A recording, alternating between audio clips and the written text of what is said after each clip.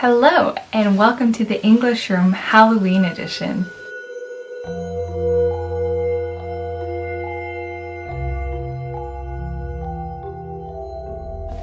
I'm Kelsey, and I'll be guiding you through some U.S. Halloween traditions in my hometown of Tacoma, Washington. A really big part of Halloween is dressing up in costumes. As you can tell, I'm wearing a costume. I'll let you think about it for a few seconds. Who could I be? Well, if you didn't get it, that's okay.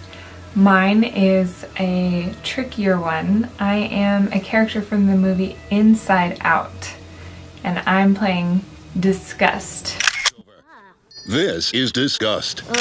She looks like this a lot.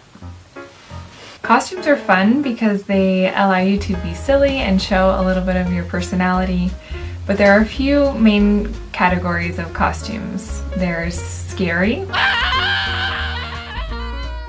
sexy, cool, funny, and the one that I picked was convenient. I already had this wig and I just needed a few more things to make the costume work. But it's a great way to see how people's creativity comes out as they either figure out ways to do really cool costumes or costumes on a budget.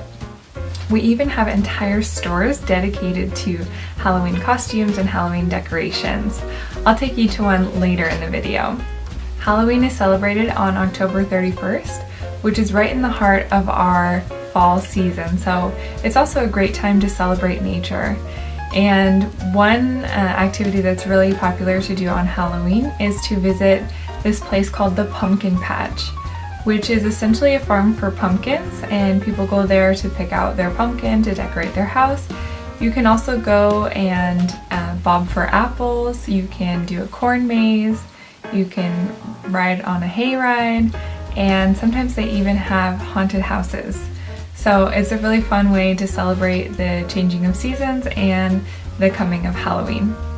You might be wondering why we use so many pumpkins on Halloween. Well, in addition to wearing costumes, decorating is a huge part of the holiday.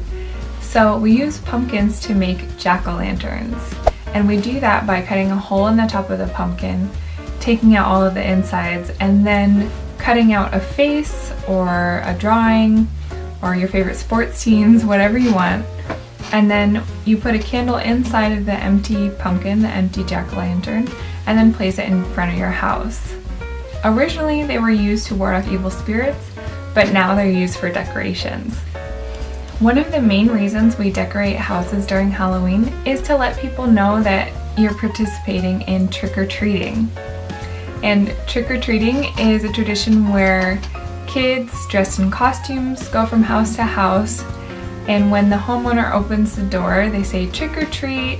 The homeowner gives them some candy, the kids say thank you, and then they go to the next house. So this is a really fun way for kids and families to get involved in the holiday.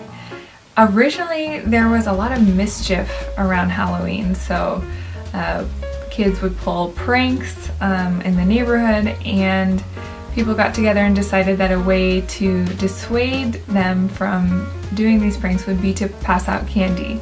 So that's why kids say trick or treat. So if you don't want to get tricked, you need to pass out a treat. There are still some pranks that happen during Halloween. Kids might throw toilet paper in a tree. We call that teepeeing. Or they might throw eggs at a house or smash pumpkins. But it's not as common as it used to be when the original trick-or-treating holiday started.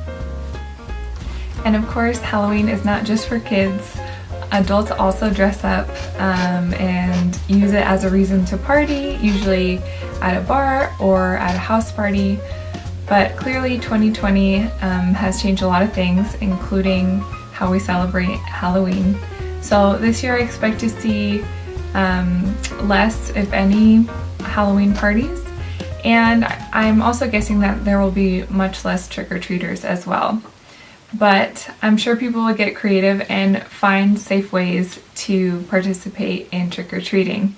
So I'm excited to take you out into my city and see what people come up with for Halloween in 2020. let's go.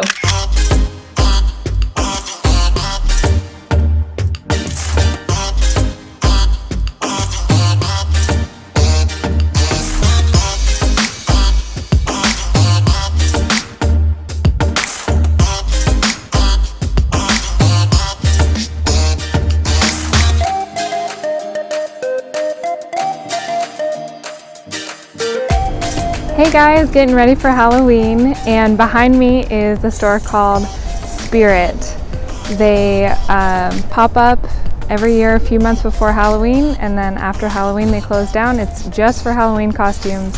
You can find some really great stuff here. Let's head inside. They have these really cool things where you can step on the... Look what I have here! A large puppet for this undead puppeteer! Come in closer and you'll be joined. Here we got a whole 20s theme. We got lots of cool costumes here. They usually follow what's in pop culture, so here we have the Joker. Harley Quinn is usually pretty popular as well. Here we got some Ghostbusters.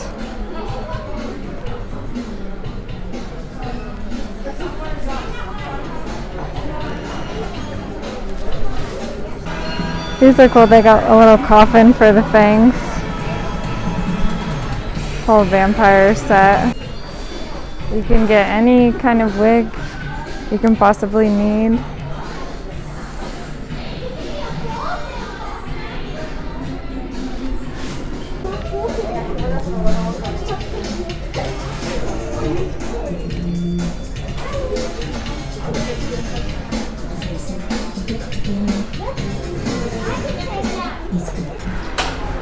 So much gory blood stuff. Alright, it was a pretty successful trip, and since I had most of the stuff that I already needed for my costume, I just got some eyelash glue and a little bit of green powder for my makeup. Halloween is a scary holiday, but it's also a way for us to celebrate fall, and you can see all of the leaves changing color and falling off the trees here. It's one of my most favorite times of the year. This is Wright Park, and I found a couple of ghosts as well as some pigs playing bocce ball, actually. This park has a bocce ball court, which is quite unusual for parks in the States. And here we have some spectators watching bocce ball in their costumes. One of the biggest parts of Halloween is decorating, and you can see that this house here has some really great jack-o'-lanterns and ghosts spread all over the house. There weren't many trick-or-treaters out this year, but I did catch these dinosaurs having fun on the sidewalk as they were trick-or-treating early in the day. Set up for COVID? Yeah, that's trying to keep the kids safe. That's really nice. Is that just a PVC pipe? Yeah, she spray painted it orange. Oh, nice. With a little orange duct tape. So how are you going to know when they come to the door? Are they going to ring it and then come back? We have a sign. Oh, nice. We have a bell. We don't have that yet. Oh, that's such a good idea. I love it. And a sign. Jingle, jingle. Awesome. Well, thank you. I hope you have a good Halloween. Happy Halloween. Thanks for stopping by. You're welcome. So a lot of houses this year have made accommodations for COVID, and you'll see here another slide that people are going to throw the candy down. This one uses an actual slide that they're going to use to pass out the candy. And you'll see here we also have a fraternity and a sorority, which Anderson and I talked about in our last live call. 6th Avenue is where you'll find lots of bars and restaurants and even a weed shop because marijuana is legal in Washington State. So heading back to our residential area, we're finding some more houses with decorations. Here's a little sign that is reminding people to stay 6 feet apart. And here we have a jackpot house. They went all out for decorations this year. Little ghosts in the yard, a clown, skeleton representation. Wow, they did a great job. I'm sure that's going to be scary later at night. And some headstones here for the cemetery. Looks like some witches in the front yard, another scary clown, more scary clowns. They really went hard on the circus theme. Maybe they just watched it. And this is awesome. We found a black cat, which traditionally is supposed to be bad luck and associated with Halloween, but we actually found a live one walking on the street, so that was very spooky. You can even see its bright green eyes shining out at us. Wow, this guy's costume is scaring the hell out of that little dog. As the sun goes down, we're starting to see more people out and about, walking around and trick-or-treating. I thought this house was decorated, but it's actually just an abandoned house. But it's perfect for Halloween. Here's some more trick-or-treaters heading towards the house. And here's some little kids just waiting for the door to open.